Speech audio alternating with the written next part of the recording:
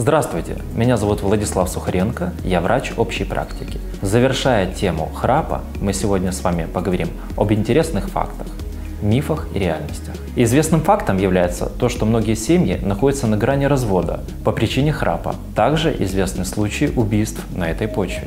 И напротив, удивительной выдержкой обладала супруга Уинстона Черчилля, который любил употреблять алкоголь перед сном и курил.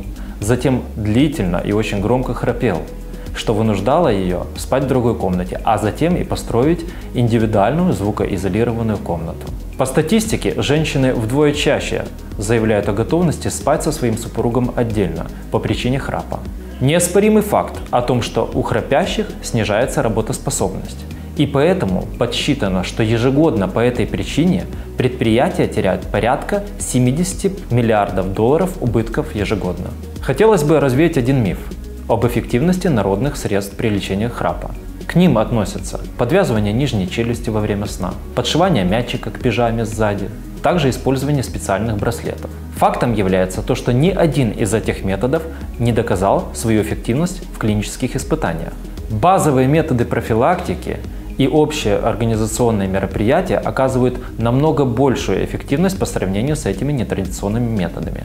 Хочу отметить, что храп – это не только социальная проблема. Наличие храпа может говорить о серьезных проблемах в организме человека. Поэтому обращайтесь вовремя к врачу. Профильным специалистом для первичного обращения в данной ситуации является лор-врач. Берегите свое здоровье, не занимайтесь самолечением. Всего доброго и до новых встреч!